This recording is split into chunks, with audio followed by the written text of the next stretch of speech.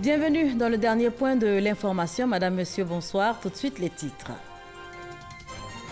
Il s'est tenu ce mercredi 8 mai un conseil des ministres, conseil présidé par le chef de l'État, Alassane Ouattara. La question de la concurrence au nombre des points abordés par les membres du gouvernement.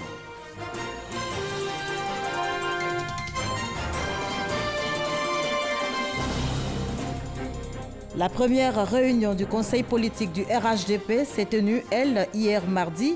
Le rapport d'activité du parti depuis le congrès ordinaire du 26 janvier dernier, l'examen de la situation sociopolitique et la mise en place des organes du parti au cœur des échanges.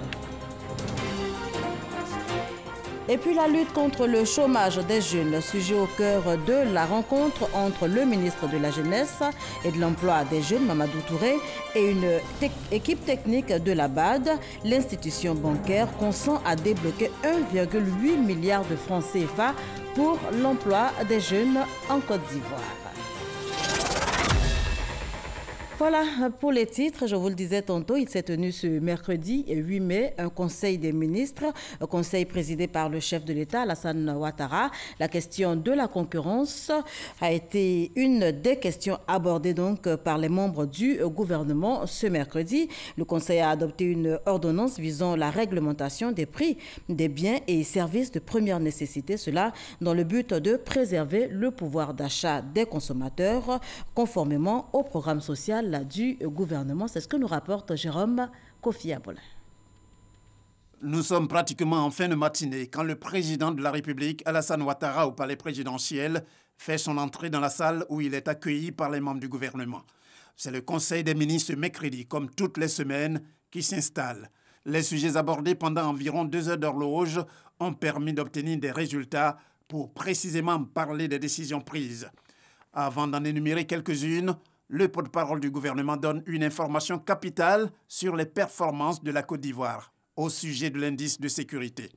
La baisse que la Côte d'Ivoire enregistre au titre de l'indice général de sécurité qui se situe aujourd'hui à 1,1 sur une échelle de 5 pour le mois d'avril 2019 contre 3,8 en 2012, ce qui d'ailleurs nous positionne au même niveau que les villes telles que Genève et New York. Et il s'agit d'ailleurs d'un des meilleurs taux que nous ayons obtenus depuis la sortie de crise.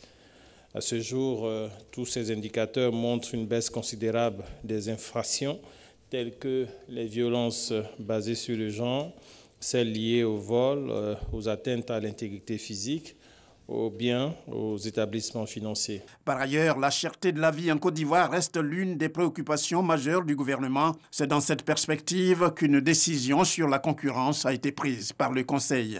Cette ordonnance autorise le gouvernement, sans préjudice du principe de la libre concurrence, à réglementer les prix des biens et services de première nécessité ou de grande consommation en cas de besoin induits par les perturbations du marché telles que les hausses excessives de prix découlant de situations exceptionnelles ou de spéculations de toute forme. Cette mesure, en cohérence avec le programme social du gouvernement, vise à préserver le pouvoir d'achat du consommateur en cas de fonctionnement manifestement anormal du marché et corrélativement à lutter contre la cherté de la vie. S'agissant des Ivoiriens de l'extérieur, il est de plus en plus question de la mise en place d'un mécanisme d'appui à leurs activités en termes d'investissement. Une communication à ce sujet a été adoptée par le Conseil conformément au projet de signature d'une convention d'assistance technique avec le Fonds de solidarité africain, en abrégé FSA. Le mécanisme objet de cette convention est destiné à stimuler et à accompagner à travers des appuis financiers et non financiers les projets de création d'entreprises des Ivoiriens de l'extérieur désirés d'investir dans leur pays. Plus précisément, ce mécanisme met à leur disposition, d'une part, un appui technique relativement à l'étude du projet, l'élaboration du business plan, le montage du projet et le bouclage du plan financier, la formation ainsi que le suivi du projet. D'autre part, il leur offre un appui financier sous forme d'un prêt concessionnel portant sur l'investissement ou le besoin en fonds de roulement. Le Conseil, avant de refermer ses portes, a aussi adopté un décret portant reconnaissance d'utilité publique de l'association dénommée Système ouest-africain d'accréditation, SOAC. Cette association vise notamment à assurer la représentation des intérêts des États membres de l'UEMOA dans des instances et organisations africaines traitant de l'accréditation. Et la première réunion du Conseil politique du RHDP s'est tenue, elle, hier mardi. Réunion convoquée par le président du RHDP, Alassane Ouattara. Elle avait pour ordre du jour l'examen de la situation sociopolitique, le rapport d'activité du parti depuis donc le congrès ordinaire du 26 janvier dernier et la mise en place des organes du parti. C'est ce que nous dit Viviane Aïma. Après le gigantesque rassemblement qui a marqué son premier congrès ordinaire les 25 et 26 janvier 2019 à Abidjan, le RHDP, parti unifié, tel une grande machine, est entré en fonctionnement depuis ce mardi 7 mai, avec la première réunion de son conseil politique, présidé par le président du parti, le président Alassane Ouattara. Ce premier conseil politique a été l'occasion pour le parti unifié d'affirmer sa volonté de rassemblement, de paix et de progrès pour la Côte d'Ivoire. Le conseil politique s'est félicité de la reprise du dialogue avec tous les acteurs de la vie politique et sociale en vue de la consolidation du climat de paix. De même, le conseil politique a souligné que les progrès importants et qualitatifs enregistrés par notre pays depuis l'accession du RHDP au pouvoir en 2011 dans les domaines de l'économie, de l'éducation, de la culture, de la diplomatie et de la sécurité notamment, et qui sont salués à travers le monde entier, sont dus au climat de paix qui prévaut. De ce fait, le Conseil politique a invité tous les acteurs de la vie socio-politique de notre pays à saisir cette autre main tendue du président de la République, son Excellence M. Alassane Ouattara. Enfin, le Conseil politique a engagé les cadres et l'ensemble des militantes et militants du parti à être des fervents artisans de la promotion et du renforcement de la paix.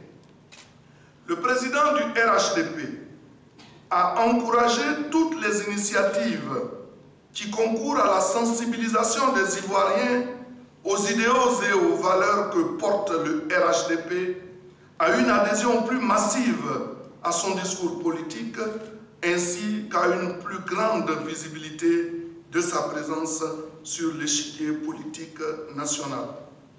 Le président du RHDP a en outre informé le Conseil politique de la mise en place, au cours de ce mois de mai 2019, des organes centraux et des structures d'encadrement des militants prévus par les statuts et règlements intérieurs tels que adoptés par le premier congrès ordinaire des 25 et 26 janvier 2019.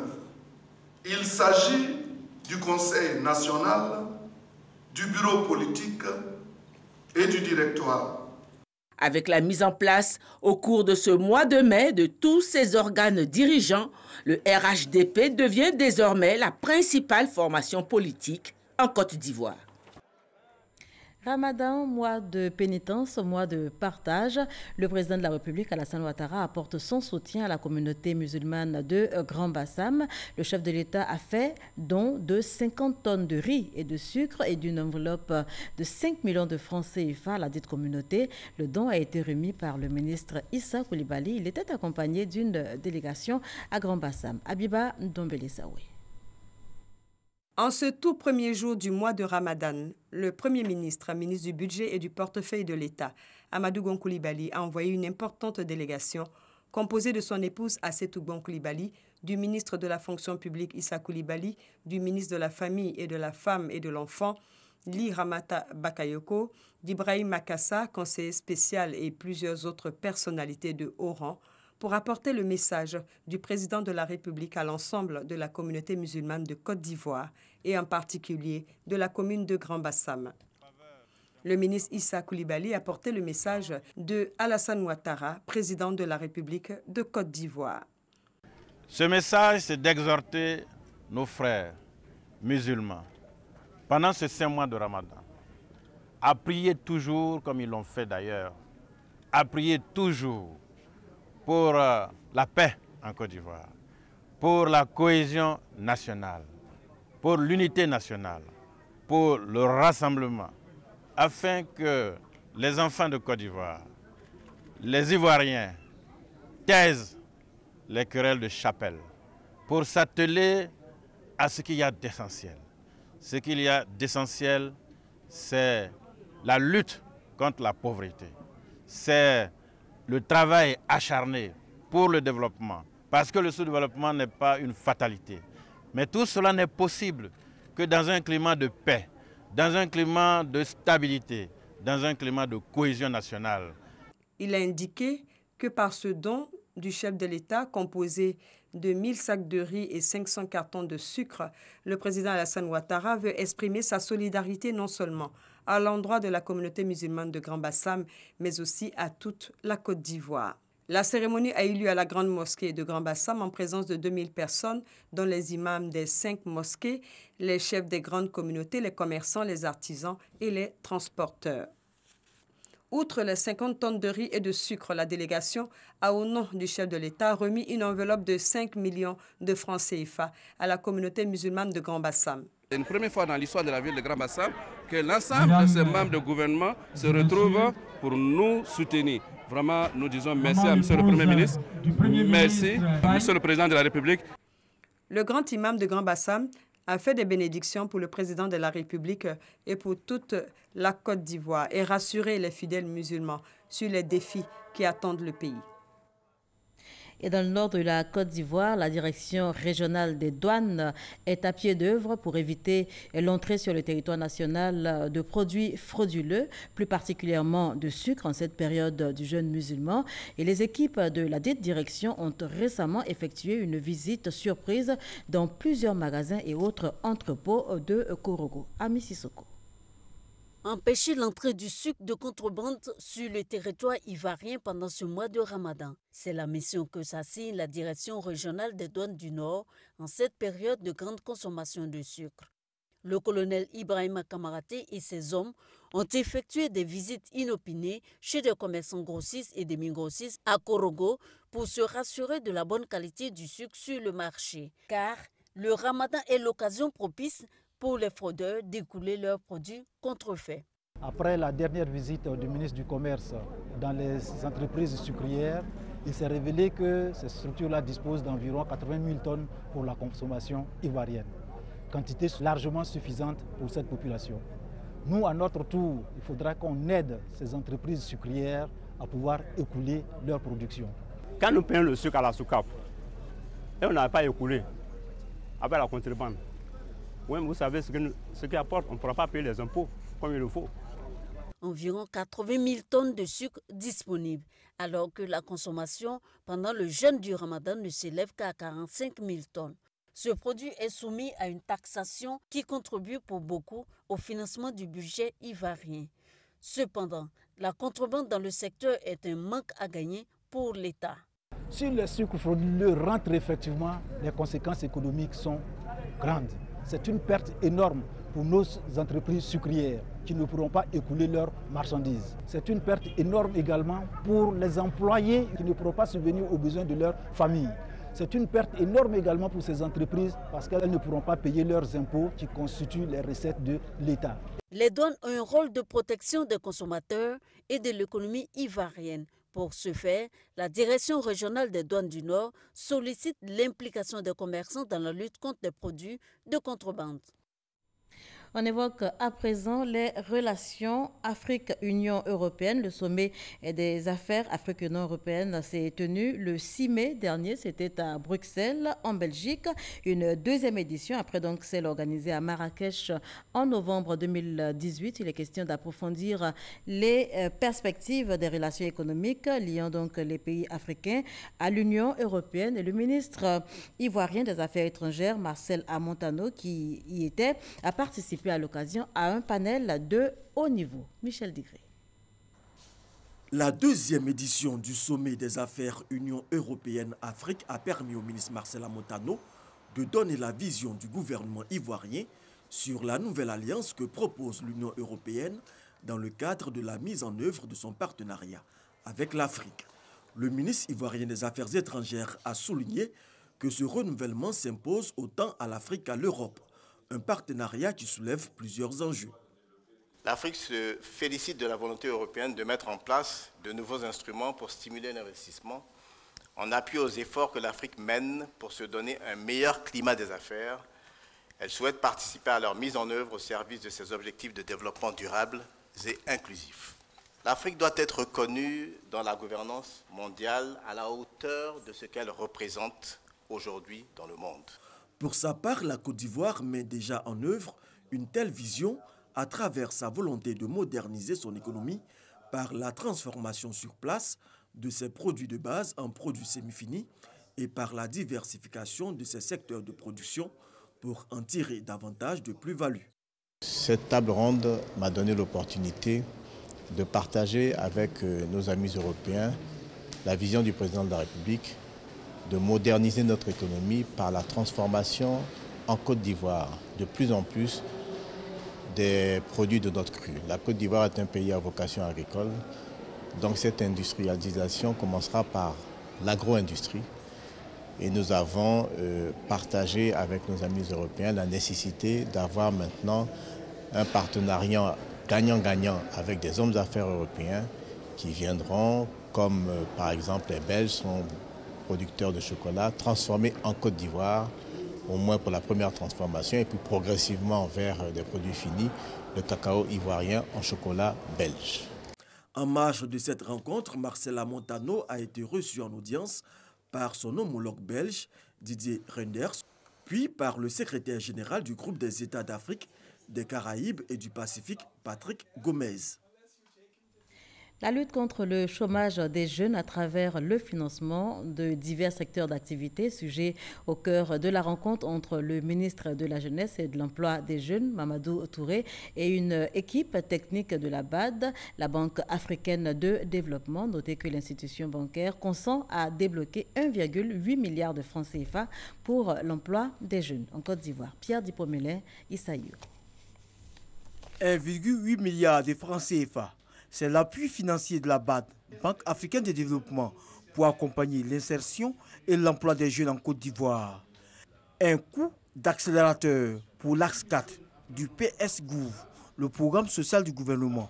Cette rencontre du ministre de la Promotion de la Jeunesse et de l'Emploi des Jeunes, Mamadou Touré, avec une délégation de la BAD, vise à définir les secteurs clés à prendre en compte. Et nous avons travaillé aujourd'hui pour nous accorder sur la clé de répartition de ce milliard 8 dans les différents composants du plan social du gouvernement. C'était une première séance de travail qui va se poursuivre avec l'équipe technique et qui permettra de voir la ventilation de ce milliard 8 qui doit aider à l'insertion durable des jeunes. Ce financement de la BAD au bénéfice de la jeunesse ivoirienne n'est qu'une étape. L'institution financière panafricaine veut aller plus loin. La banque est en train de préparer un certain nombre de projets dans le cadre du PS-Gouv, y compris donc bientôt un projet multisectoriel de 70 milliards. Et on devrait aussi avoir, si tout marche bien, bientôt un appui budgétaire d'à peu près peut-être 50 milliards aussi. Le programme social du gouvernement dénommé PS-Gouv comprend différentes composantes, à savoir le programme de mise en stage, le programme de développement des compétences, l'auto-emploi ou entrepreneuriat et les TIMO, travaux à haute intensité de main-d'œuvre. 3385 personnes affectées par la construction du 4e pont d'Abidjan ont à ce jour été indemnisées par l'État à hauteur de 2,7 milliards de francs CFA. C'est ce qui ressort de la communication du directeur général de l'AGEROUTE, Pierre Demba, qui a animé hier une conférence de presse. On en parle avec Jean-Louis Bongo. La conférence de presse pour faire le point de l'évolution du projet de construction du 4e pont s'est finalement transformée en une séance d'explication publique entre le directeur général de l'AGEROUTE, Pierre Demba, et un groupe de personnes impactées par le projet. Ceux-ci se sont invités à la rencontre pour faire part de leurs inquiétudes. Mais ils ont été rapidement rassurés par le directeur général de l'AGEROUTE. Le gouvernement gère ce dossier avec toute la rigueur et nous qui sommes en charge de gérer ce dossier avec vous, nous sommes en train d'aller étape par étape pour que vous puissiez chacun être satisfait de cette opération. Moi, je peux vous dire que le dispositif que nous avons mis en place, c'est pour protéger les intérêts de toutes les parties, vos parties, mais également permettre à l'État de payer le juste prix. Donc, vous n'avez rien à craindre. Le coordonnateur du projet de transport urbain d'Abidjan, lui, a fait le point des indemnisations. Il y a 7216 ménages qui ont fait l'objet d'autorisation de paiement. Et sur les 7216, il y a 3385 ménages qui ont déjà pratiquement perçu leur compensation, ce qui représente environ 47% des 7200. Nous pensons que d'ici peu, on va avoir l'autorisation pour entamer le paiement de l'ensemble, c'est-à-dire les 9922. Sur une enveloppe globale de 20,6 milliards de francs CFA dégagés pour l'indemnisation des populations, 2,7 milliards de francs CFA ont déjà été payés à un peu plus de 3 000 ménages. Ce sont près de 14 000 ménages établis sur les emprises du pont à Yopougon, à Djamé et à Tekoubé qui seront déplacés. Pour leur réinstallation, de nouveaux logements seront construits à Anyama et Songon sur une superficie de 41 hectares. Les populations et cadres du Folon satisfaits des actions du chef de l'État dans leur région. Eh bien, pour lui témoigner leur reconnaissance, ces populations préparent des festivités qui seront organisées très bientôt. Ce sera à Minignan. Une rencontre pour en parler et préparer l'événement a eu lieu récemment. C'était dans la commune d'Abobo. On y va tout de suite avec Michel Digré. Avec le président Alassane Ouattara, notre région est passée d'un taux d'électrification de moins de 10% à environ 80% à ce jour. Au-delà de l'électrification, les secteurs de la santé et de l'éducation ont aussi bénéficié de financements dans la région du Folon. Pour toutes ces raisons et bien d'autres, les cadres et populations de cette région soutiennent le président de la République. Entre le président Ouattara et le Folon, c'est l'arbre et l'écorce. Personne ne peut s'y immiscer. Chers jeunes, emparez-vous de la lumière du développement et de l'émergence. Le président Alassane Ouattara sera toujours à vos côtés. Ces festivités d'Abidjan sont en prélude à la grande cérémonie d'hommage au chef de l'État qui se tiendra à Minignan, chef-lieu de région, à l'occasion de la fête du Maolid. L'Alliance pour le changement APC vient de renouveler ses instances. Désormais, notez que c'est Fonona Cheikh Ahmed Koulibaly qui préside aux destinées de l'APC. Ses priorités est bien faire la promotion et soutenir davantage les actions politiques, mais également de développement du président de la République, Alassane Ouattara. Commune du Plateau. L'auditorium de la Kestab abrite les activités de renouvellement des instances de l'Alliance pour le changement APC. Une mobilisation des membres fondateurs, membres du bureau exécutif national et des points focaux. Ainsi donc, Fonona Cheikh Ahmed Koulibaly, secrétaire à l'organisation de l'APC depuis plus de 10 ans, a été plébiscité président de l'Alliance pour le changement. Je m'engage avec vous à demeurer dans notre vision originelle, celle qui consiste à soutenir en tout temps et en tout lieu les actions du président de la République, Alassane Ouattara. Le parrain, le ministre de la Promotion de la Jeunesse et de l'Emploi des Jeunes, a exhorté la nouvelle équipe dirigeante de l'APC à œuvrer pour l'harmonie entre les membres. Nous devons aller à la conquête du terrain avec les autres. Comme c'est déjà fait depuis plusieurs semaines, vous verrez que tous les week-ends, nous sommes sur le terrain. Nous devons tenir le terrain pour désintoxiquer. Que peut le Nord sans le Sud? Que peut le Sud sans l'Est? Que peut l'Est sans le Centre et que peut le Centre sans l'Ouest? soyez des politiques qui voyez grand. Il faut continuer à travailler à l'amélioration des conditions de vie des Ivoiriens qui attendent beaucoup du président Ouattara. Plusieurs motions de soutien au président de la République Alassane Ouattara pour ses actions de développement ainsi qu'à l'endroit du Premier ministre Amadou Gon Coulibaly ont marqué cette Assemblée générale élective de l'Alliance pour le changement qui avait pour thème l'APC restructurée pour la continuité avec ADO. Et à Djekanou, l'actualité est marquée, entre autres, par cette cérémonie hommage du président de la République Alassane Ouattara et des oufouettistes au doyen Abdoulaye Diallo.